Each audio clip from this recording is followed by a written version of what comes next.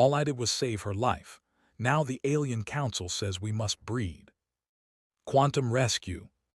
The emergency alert blared through the quantum research facility as Dr. Lyra Novak hunched over her workstation, fingers flying across the holographic interface.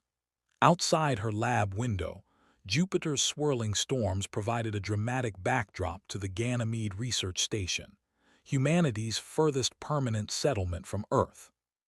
"Not now," she muttered, hastily saving her calculations on quantum entanglement between distant star systems.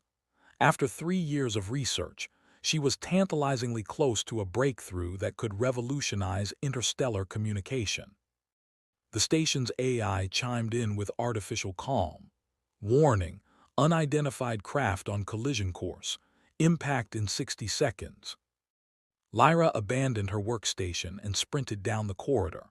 The rest of her team had departed hours ago for the monthly recreation rotation back to Mars, leaving her alone in this section of the station. Through the reinforced viewport, she spotted it, a sleek vessel unlike any human design, tumbling erratically toward the research station.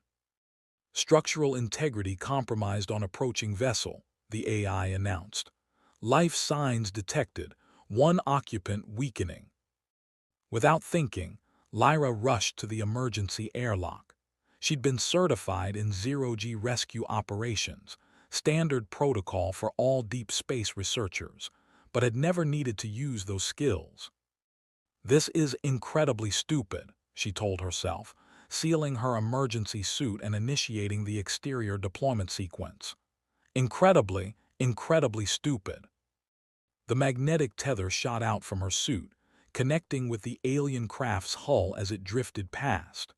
With practiced movements that felt nothing like the simulations, Lyra pulled herself toward the vessel, heart hammering against her ribs.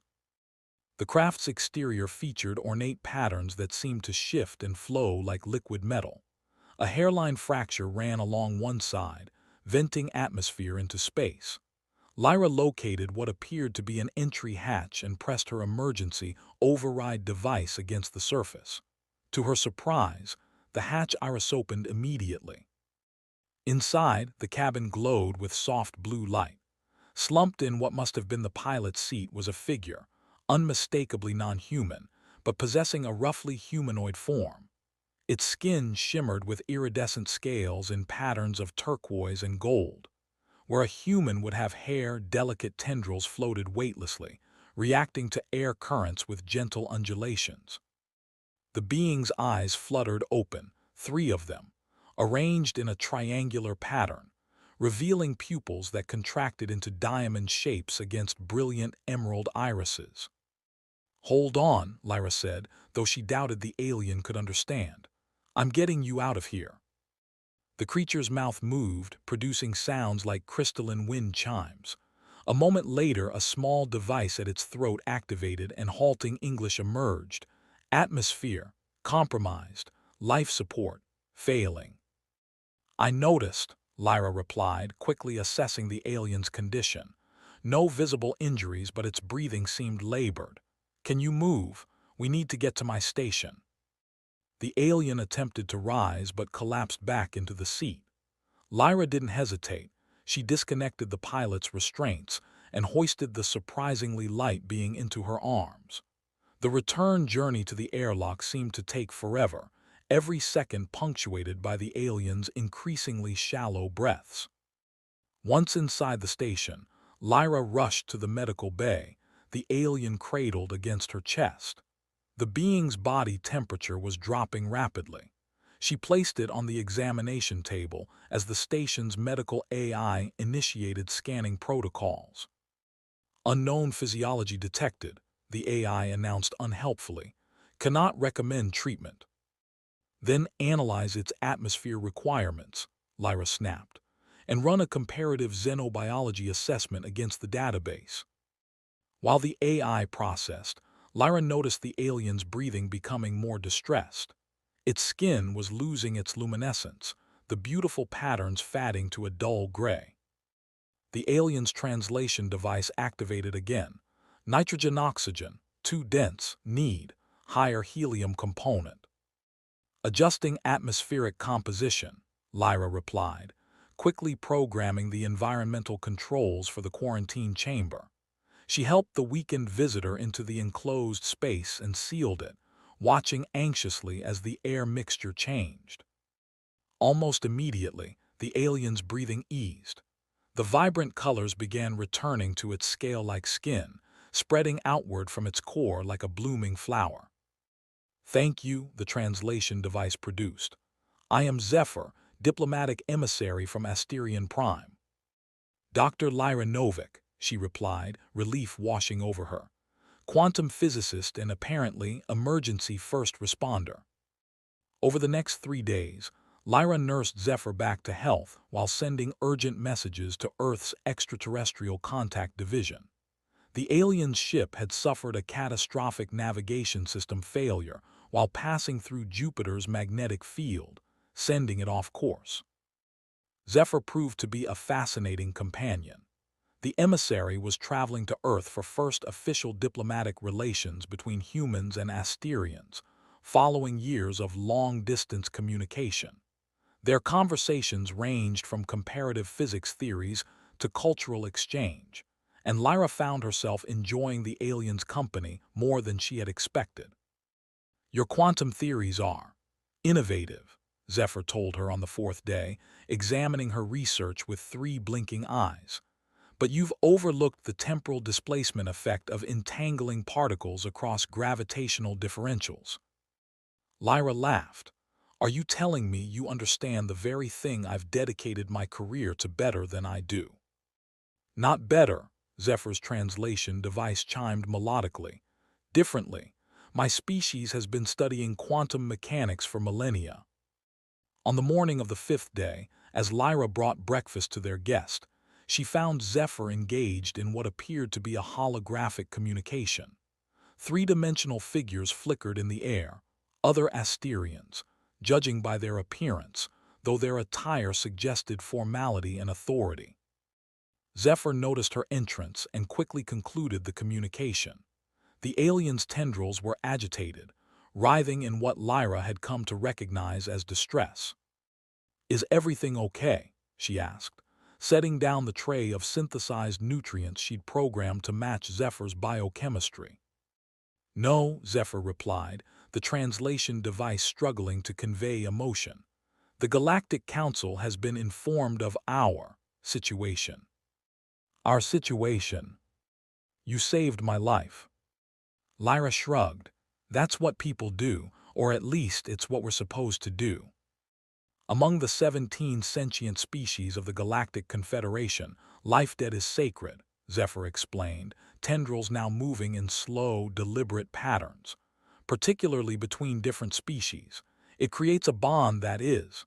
The translation device paused, searching for equivalent terminology. "Genetically significant." "I'm not following," Lyra said, a knot forming in her stomach. "The Council has invoked Statute 7293B of the Interspecies Preservation Code," Zephyr continued. "When a member of one sentient species saves the life of another species member, their genetic material must be preserved in combination." Lyra blinked. "In combination, you mean?" "The Council has decreed that we must reproduce," Zephyr confirmed, 3 eyes blinking in an asynchronous pattern that suggested embarrassment. "They believe the genetic traits that lead to cross-species altruism must be preserved for the advancement of galactic harmony." The protein cube Lyra had been about to eat slipped from her fingers, landing with a soft thud on the laboratory floor. That's absurd. We're completely different species, physiologically incompatible, from different planets." "The Council is aware," Zephyr replied. "They have dispatched genetic specialists with advanced hybridization technology. They will arrive within 1 Earth week." Lyra sank into her chair, mind racing. "Don't I get a say in this, don't you?" "I have attempted to explain that humans are not yet familiar with Confederation protocols," Zephyr said, tendrils drooping apologetically. "But the Council was quite insistent. Your act of saving my life, a diplomatic representative, without hesitation or expectation of reward, was cited as evidence of exceptional genetic qualities worth preserving. "This can't be happening," Lyra whispered, the irony of her situation not lost on her. She had spent years studying the theoretical connection of particles across vast distances, and now found herself unexpectedly, intimately connected to a being from across the stars. Zephyr moved closer, iridescent scales catching the laboratory lights. "There is another complication." "What could possibly complicate this further?" Lyra asked, gesturing wildly.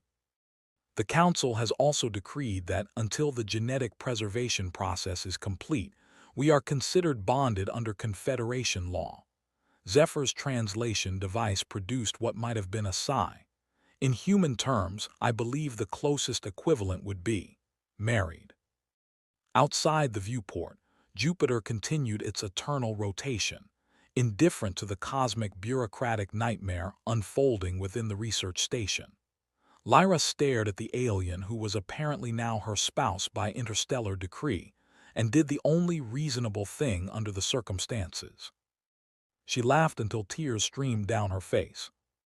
Zephyr watched her with evident confusion. "Is this a typical human response to matrimonial news?" "No," Lyra managed between gasps of laughter, "but nothing about this situation is typical."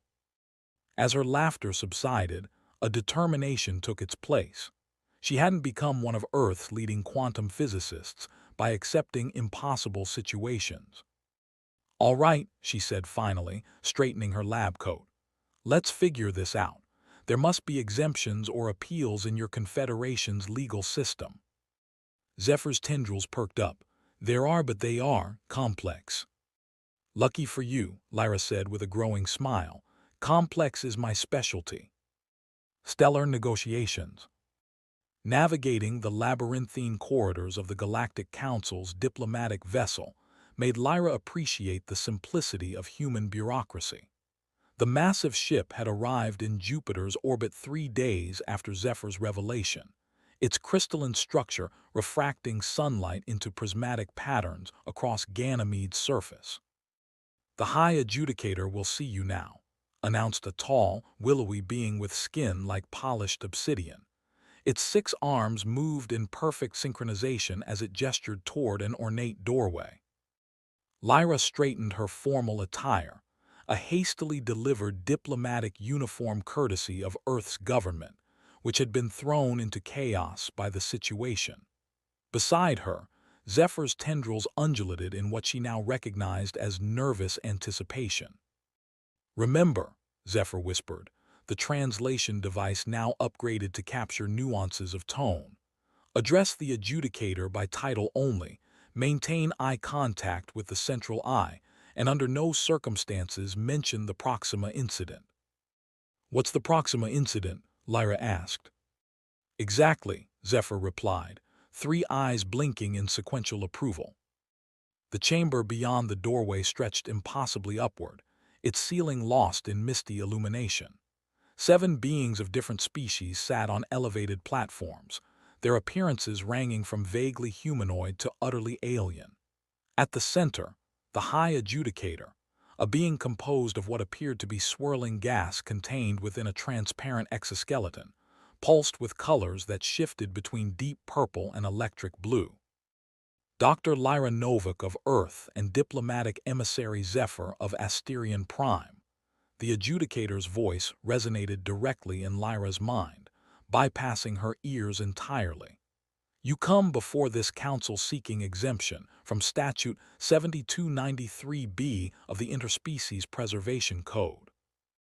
"That's correct, High Adjudicator," Lyra replied, trying to focus on the central swirl of gas as instructed. "While I respect the traditions of the Galactic Confederation, Earth is not yet a member world. Our species has not agreed to these protocols." A ripple of colors suggesting disapproval moved through the adjudicator's form. "The statute applies to all sentient life within Confederation-monitored space. Your research station orbits Jupiter, which falls within our observation zone." Zephyr stepped forward. "If I may, High Adjudicator. Dr. Novik acted solely from altruism when saving my life. To subject her to our regulations without prior consent or knowledge violates the prime directive of non-interference with developing species. A member of the council, a being with features resembling a terrestrial octopus, extended a tentacle in objection. The human initiated interference by rescuing a Confederation diplomat. The exemption cannot apply retroactively. Lyra felt her frustration mounting but maintained her diplomatic composure. Perhaps we could discuss alternatives too. Biological reproduction. On Earth, we have many ways of honoring heroic actions that don't involve genetic combination. The adjudicator pulsed thoughtfully. The purpose of the statute is to preserve beneficial genetic traits across species. The courage, compassion, and quick thinking you displayed are attributes the Confederation values highly. With respect, Lyra countered, those traits aren't merely genetic. They're products of education, culture, and personal choice. You can't breed heroism like you would breed livestock. A murmur rippled through the council chamber. The octopus-like being withdrew its tentacle, while a crystalline entity to the adjudicator's right emitted a series of chiming tones that Lyra's translator rendered as laughter. An interesting perspective, the adjudicator acknowledged. Yet our centuries of genetic research suggest otherwise. Predispositions toward altruistic behavior, especially cross-species altruism, have identifiable genetic markers. Zephyr's tendrils suddenly stood erect, a posture Lyra hadn't seen before. I invoke the right of cultural exchange alternative under Section 42 of the Diplomatic Charter. The chamber fell silent. The adjudicator's gaseous form swirled more rapidly, colors flashing in complex patterns. That provision has not been invoked in 733 standard cycles, the adjudicator finally responded. But it remains valid law, Zephyr insisted, tendrils now moving in firm, deliberate patterns. Lyra glanced sideways at her alien companion. This wasn't part of their prepared strategy. The adjudicator's color stabilized into a steady azure glow. For the benefit of our human guest, the provision allows for cultural exchange as an alternative to genetic preservation, when both parties demonstrate exceptional potential for advancing interspecies understanding. Hope flared in Lyra's chest. That sounds much more reasonable. It is also more demanding, the Crystalline Council member chimed in. The commitment spans no less than 5 standard cycles, during which you would serve as cultural ambassadors, living together and documenting your experiences for the Confederation archives. Lyra blinked. 5 years. 4.7 Earth years, Zephyr's translator clarified quietly.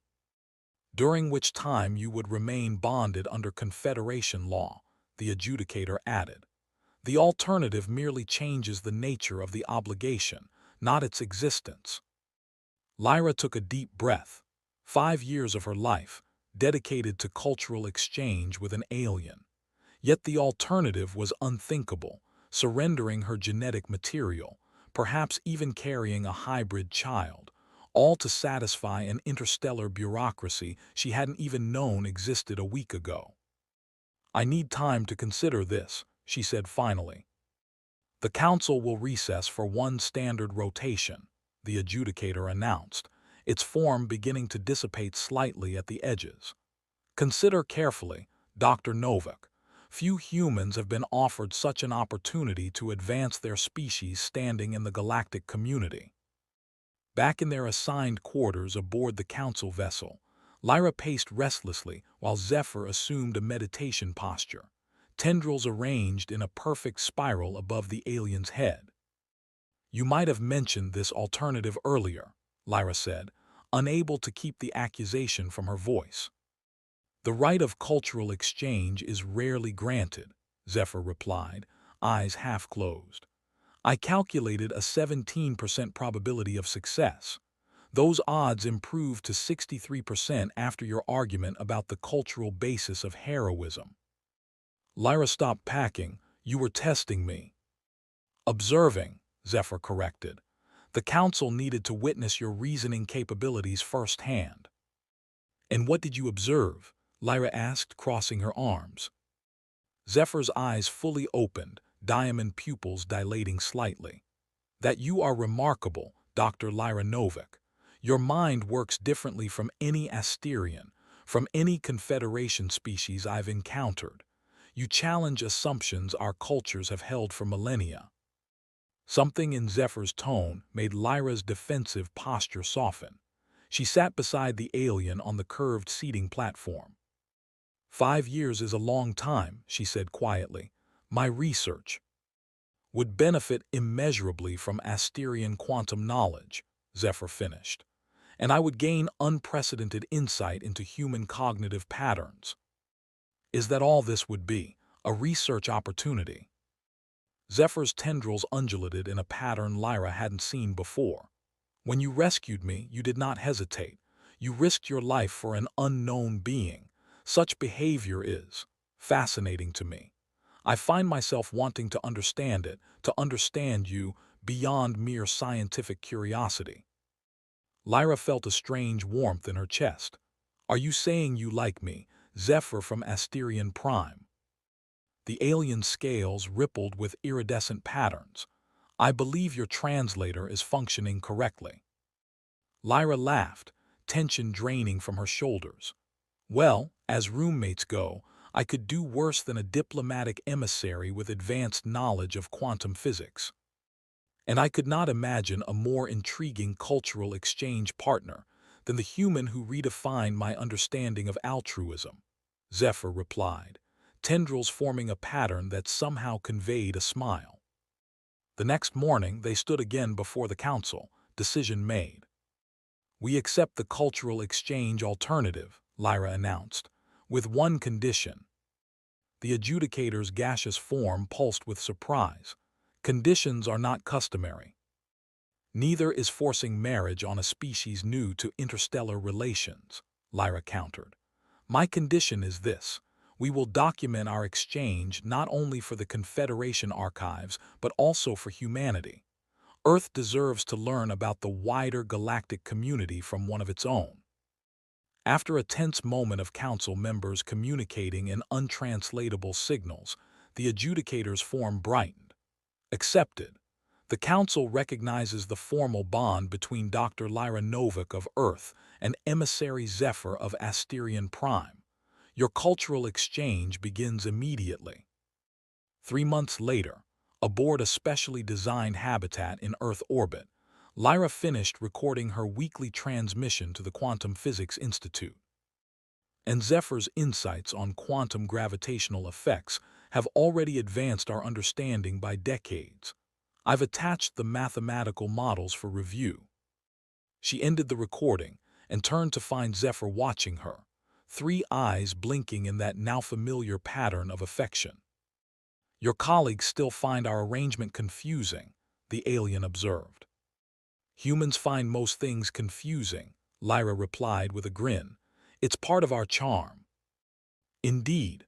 Zephyr's tendrils formed an intricate pattern that Lyra had recently learned signified contentment. The council has reviewed our first quarterly report. They find our progress unexpectedly satisfactory. High praise from bureaucrats, Lyra said, joining Zephyr at the viewport overlooking Earth. The blue-green planet rotated slowly below them, clouds swirling in patterns not unlike the high adjudicator's gaseous form. I've been considering your Earth concept of serendipity, Zephyr said after a comfortable silence. If my navigation system hadn't failed near Jupiter. If I hadn't been working late that night. If you hadn't been trained in emergency procedures. Lyra smiled, reaching out to gently touch Zephyr's iridescent scales, a contact that had once seemed alien but now felt natural. The quantum physicist in me wants to believe it was inevitable, that in every possible universe somehow we find each other. A romantic interpretation of probability, Zephyr observed, tendrils gently wrapping around Lyra's wrist, but not without merit. As they watched Earth turning below, Lyra reflected on the strange journey that had brought her here. She had saved a life, and in doing so, found a connection more profound than any she could have imagined, transcending species, planets, and the very laws of probability. The alien council had demanded they breed, but what they had created instead was something far more rare: understanding across the stars.